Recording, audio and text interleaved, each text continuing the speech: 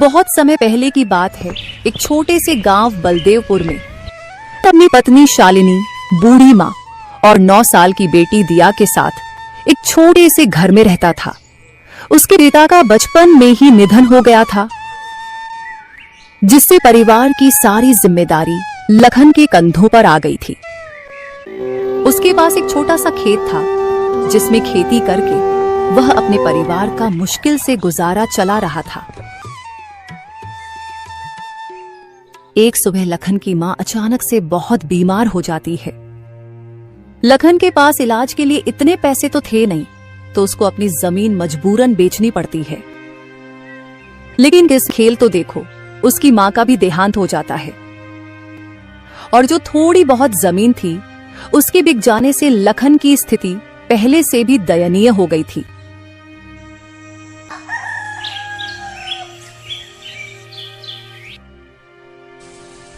उनका जीवन बुरी तरह कठिनाइयों से भर जाता है, इसलिए वे दोनों मेहनत मजदूरी करके किसी तरह अपना जीवन निर्वाह कर रहे थे। लखन जमींदार के खेतों में दिन भर मेहनत करता, वहीं शालिनी सेठ किरोड़ीमल के घर में साफ सफाई का काम करती थी। अजी, सर्दी बहुत नजदीक आ चुकी है और हमारे पास सर्दियों में ओढ़ने, पहनने और खाने के लिए कुछ भी नहीं है। हाँ भाग्यवान, तुम ठीक कहती हो, हमें कुछ करना होगा। आखिरकार सर्दियां आ चुकी थी। यूं तो हमेशा ठंडी के समय -1-2 डिग्री तापमान रहता था, लेकिन इस साल तापमान बहुत ही ज्यादा गिर गया था, जिससे ठंडी बहुत जोरों से अपना कहर ढा रही थी। इस वजह से बलदेवपुर गांव के लोग ज्यादा ठंडी के कारण डरे हुए थे। दिन हो या रात, लोग ठंडी के कारण बहुत परेशान थे।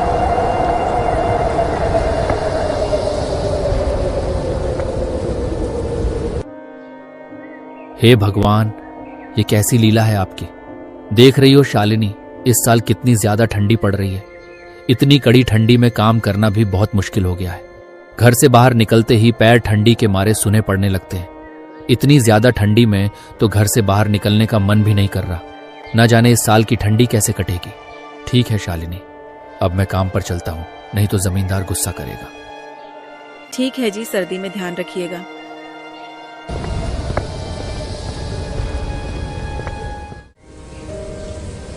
ठीक है बेटी, तेरे पापा भी काम पर चले गए हैं और अब मैं भी चलती हूँ। तुम अपना अच्छे से ध्यान रखना, बाहर मत निकलना, बहुत ठंड है और मैंने खाना बनाकर रख दिया है, तुम टाइम पर खा लेना। ठीक है मम्मी, मैं खा लूंगी, तुम टाइम पर घर आ जाना। इतना कहकर शालिनी वहां से काम के लिए निकल पड़ी। बाहर बहुत ज्यादा सर्दी थी। थोड़ी ही देर में शालिनी सेठ के घर पहुंच जाती है। सेठ का स्वभाव बेहद कठोर था। वह आग के पास खड़ा अपने नौकरों पर चिल्ला रहा था। तभी उसकी नजर शालिनी पर पड़ी और वह उस पर चिल्लाते हुए बोलता है, अरे शालिनी, तुम काम पर इतनी देरी से क्यों आ रही हो? मेरे आदमियों को ही देख लो, सुबह 4 बजे काम पर आ जाते हैं। लगता है तुम काम की कीमत नहीं समझती हो। माफ कीजिए सेठ जी, आज ठंड इतनी ज्यादा थी कि जल्दी उठ नहीं पाई, लेकिन आप फिक्र मत करो, मैं जल्दी जल्दी सब काम निपटा दूंगी। अच्छा, बहाना बनाने तो तुम्हें बहुत आता है। जाओ, चुपचाप काम पर लग जाओ। अगर आज काम में कोई भी गड़बड़ी हुई तो मैं तुम्हारा हिसाब कर दूंगा। तुम्हारी जगह काम करने वाले बहुत बैठे हैं। सेठ की ये बातें सुनकर शालिनी को बहुत दुख होता है, लेकिन वह कर भी क्या सकती थी, ये उसकी मजबूरी थी। वह चुपचाप काम करने जा ही रही थी कि तभी सेठानी उसके पास आती है और कहती है, अरे आप क्यों डांट रहे हो इस बेचारी को? दिखता नहीं बाहर कितनी ठंड है, फिर भी यह काम पर आई है। यह भी तो इंसान है, इस पर आपको जरा सी भी दया नहीं आई? हे भाग्यवान, इन लोगों को ज्यादा सर पर चढ़ाना ठीक नहीं है, नहीं तो यह कोई भी काम ठीक से नहीं करेंगे।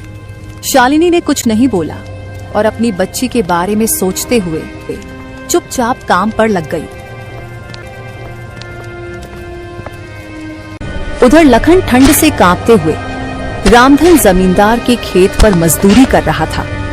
रामधन अपने खेतों का काम कराने के लिए लखन और कुछ और मजदूरों को सख्त निगरानी में रखता था।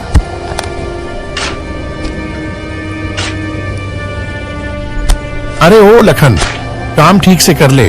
ठंड के बहाने सुस्ताने की कोशिश मत कर। तुम लोग काम करते हो बाल भर और पैसे चाहिए थाल भर। अगर आज मेरा काम पूरा नहीं हुआ तो मैं तुम लोगों को 1 रुपया भी नहीं देने वाला।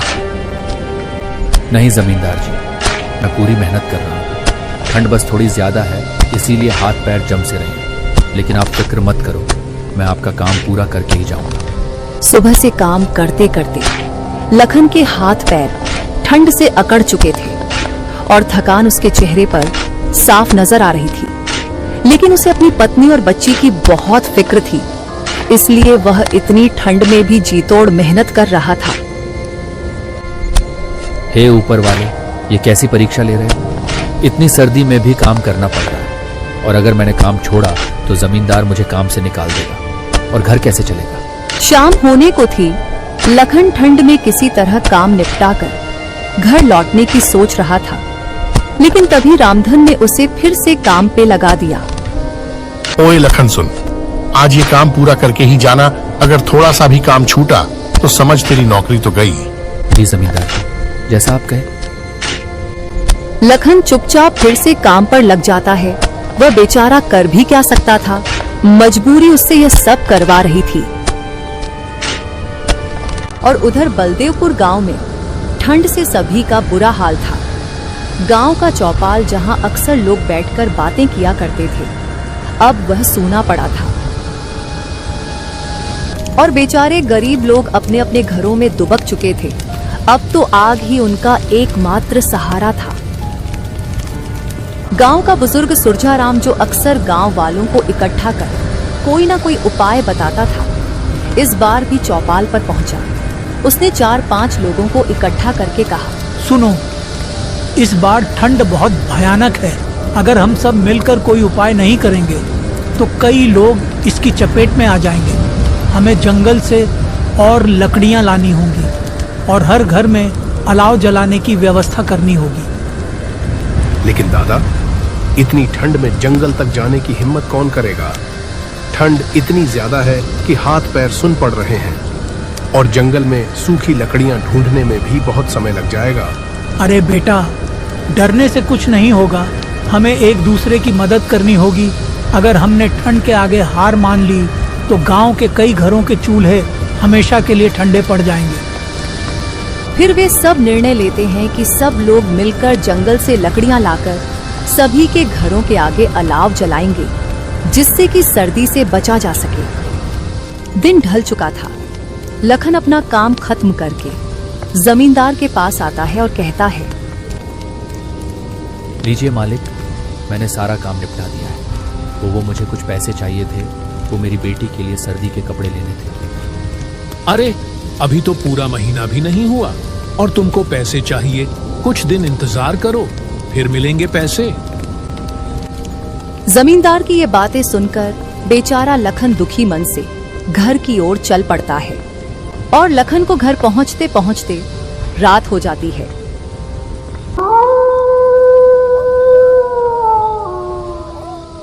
अजी, आ गए आप। इतनी देरी क्यों कर दी आने में? अरे भाग्यवान, वो जमींदार जी ने रोक लिया था और मैंने पैसे मांगे, वह भी नहीं दिए।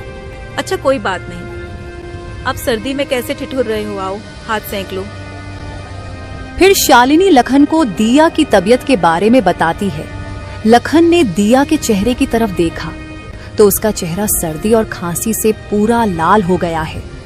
इससे लखन चिंता में डूब गया।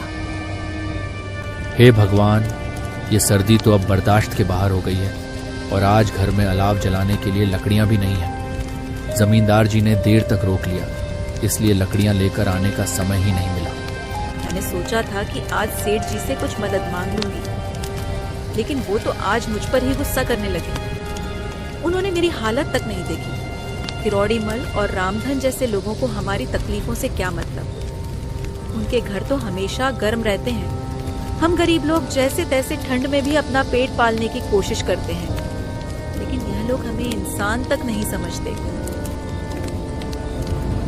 शालिनी और लखन आपस में बतिया ही रहे थे कि तभी अचानक से दिया की तबीयत बहुत बिगड़ जाती है और उसका चेहरा पूरी तरह से लाल हो जाता है। हे भगवान, ये मेरी बेटी को अचानक से क्या हो गया? अजी देखो ना, दिया कैसे कर रही है। भाग्यवान, इसको बहुत तेज बुखार हो गया है। तुम बेटी का ख्याल रखना, मैं अभी वैद्य जी को लेकर आता हूँ। अजी मुझे बहुत डर लग रहा है, आप वैद्य जी को लेकर जल्दी आओ। उनके घर से थोड़ी लकड़ी भी ले आना। आधी रात का समय हो चुका था। बाहर सर्दी इतना कहर ढा रही थी कि पूछो ही मत।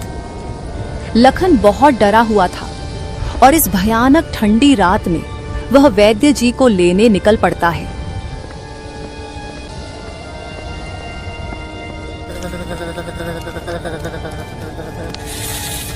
तेरे पापा वैद्य जी को लेकर आते ही होंगे, तुम टेंशन मत लो बेटी, सब ठीक हो जाएगा।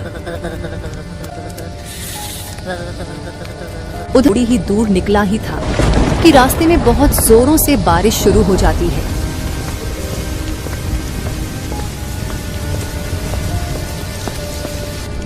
लखन चारों ओर चिंताओं से घिरा उस भयानक बारिश वाली रात में बिना रुके चलते ही जा रहा था।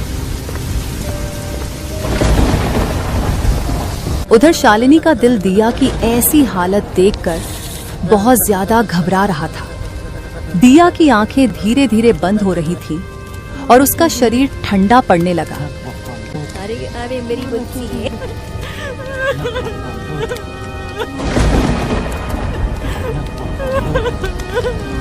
जैसे तैसे लखन वैद्य जी के घर पर पहुंचता है, पर उनकी बदकिस्मती तो देखो, उस रात वैद्य जी अपने घर पर नहीं थे। उधर शालिनी इतनी जोर से चिल्लाती है कि उसकी चीख उस भयानक काली रात की बरसात को चीरती हुई सीधी लखन के कानों में पड़ती है। यह चीख इतनी दर्द भरी थी कि हर सुनने वाले की रूह कांप जाती। इसे सुनकर लखन बहुत घबरा जाता है और वह अपने घर की तरफ दौड़ता है।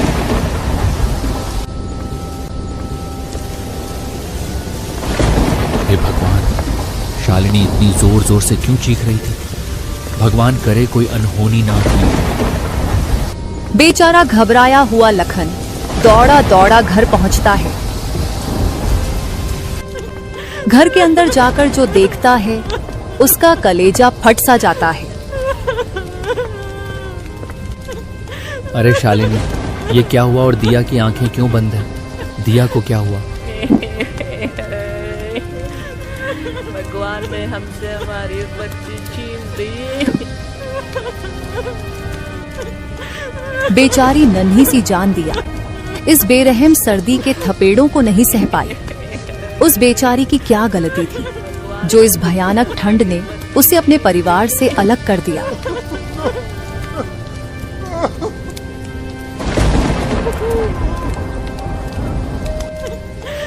वे दोनों पति पत्नी उस बेरहम ठंड से हार चुके थे। उन दोनों की वो दर्द भरी चीख उस तेज बरसात को चीरती हुई पूरे बलदेवपुर गांव में गूंज रही थी।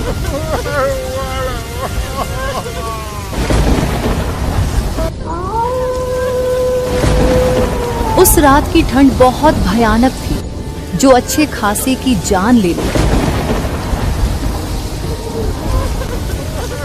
वे दोनों पति पत्नी अपनी बेटी के पास बैठे बैठे उसको खोने का शोक मना रहे थे। वे अपनी किस्मत को कोस रहे थे कि क्यों भगवान ने उन्हें इतना गरीब बनाया जो अपनी बच्ची को ही ठंड से नहीं बचा सके।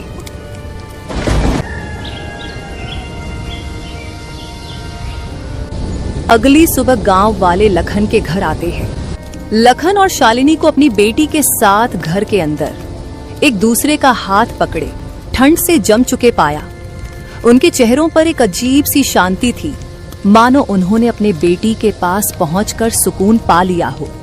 बलदेवपुर गांव के लिए यह एक और त्रासदी थी। ठंड ने एक और परिवार को खत्म कर दिया। दोस्तों, हमारे आसपास भी बहुत सारे ऐसे गरीब और लाचार लोग हैं जो मौसम की मार से अपनी जिंदगी गंवा देते हैं। तो ऐसे लोगों की जरूर से मदद करें और इस वीडियो को ज्यादा से ज्यादा लोगों के साथ शेयर करें। धन्यवाद।